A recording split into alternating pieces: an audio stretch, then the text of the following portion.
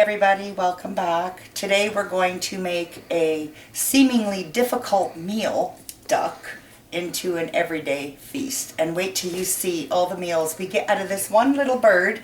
I believe it's about 2.5 pounds, and we cook at 40 minutes per pound, so 80. I think we're going to go about 90, but we're going to check it.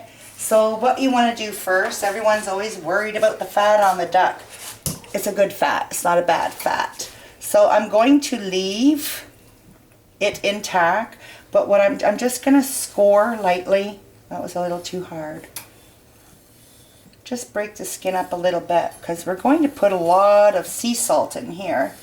It's going to help bring the juices of this bird, and it's also going to help crisp the skin. And if you've ever had duck, you want the skin crisp. So here's a little trivia thing. On a chicken, we called this the Pope's nose. Who knows where that term came from? Could you leave it in the comments? Because I'm curious as to where something like that would come from. So just lightly score. We did let the bird come to room temperature before processing further.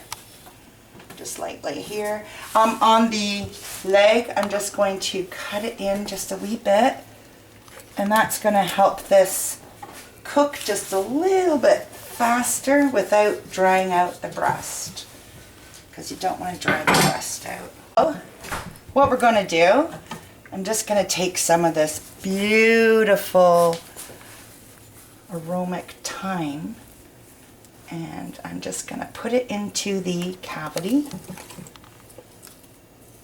I'm going to put a few slices of my red onion in there as well. Sweet, sweet, sweet onion. We're just going to leave that be. Okay, so now that the thyme has been put into the cavity of the bird with the onion, we did trim the legs just a little bit to help them cook a little better. This is sea salt, and I can just imagine your faces right now, because I felt the same way. Oh my God, look at the salt. There goes my phone again. It's one of you people. We're just going to rub this in, make sure we get it into the crevices of the skin. Seriously, draws the liquids and the fats out. And it's not like you're doing this to the bird every day. You're going to be fine. And just rub it in. This is going to be beautiful. Flip it over. Don't forget what you do to the front, you do to the back.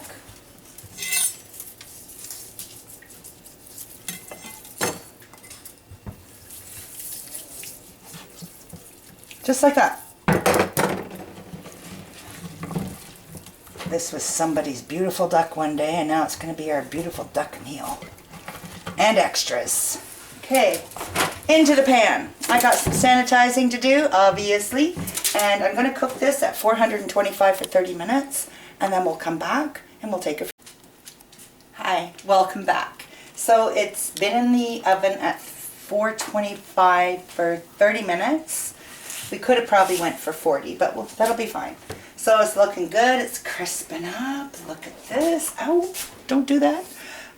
The grease is inside at the bottom. Beautiful. We've got the rack there to keep the duck elevated. So what I'm going to do now is put in some potatoes all around the bird, and they're going to sit in those beautiful juices too.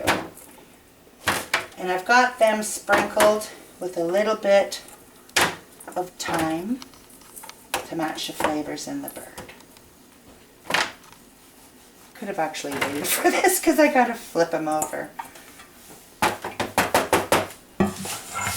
So, keeping in mind this is hot, let's do that flip.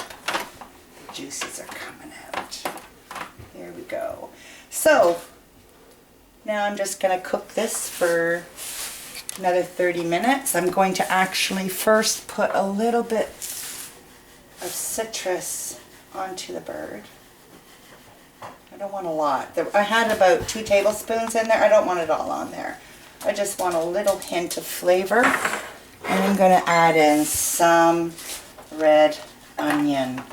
Again, we want these juices nice, roughly chopped, nice and sweetened. And we all know potatoes love salt. So again, a little bit of the sea salt sprinkled over top.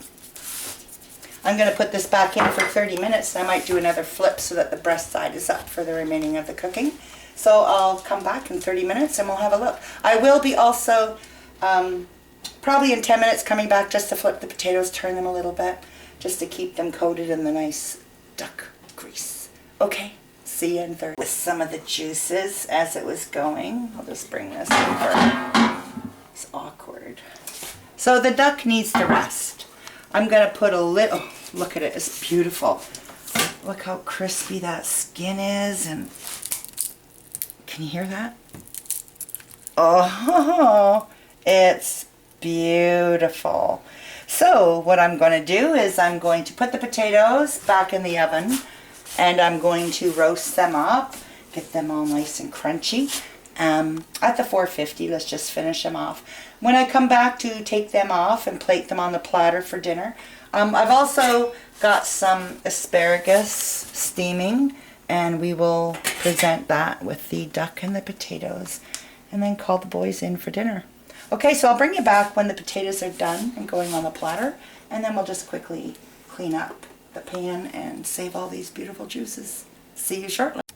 Okay, hi, welcome back. So we got the potatoes roasted in that beautiful duck grease, and they're now resting on the platter with the bird that we had resting for about 10 minutes. Oh, and it's so juicy. The breast is, and the skin is so crunchy. We love the duck. We like to try different recipes. And we found this one actually from a woman on Everyday Gourmet on YouTube. We just give it a little tweak. Please check her out. I posted a prep picture on my Facebook, and a good friend that I'm becoming very good friends with actually from YouTube also has a channel, and her name is Tomorrow a Day Farms. And I believe she's a little more experienced with duck than I am. She told me to try one rubbing mustard in the skin, so there's another idea. Go give her a look. Make sure you give me a thumbs up. Make sure you subscribe, and please leave me a comment. Why is this called a Pope's nose? Anybody?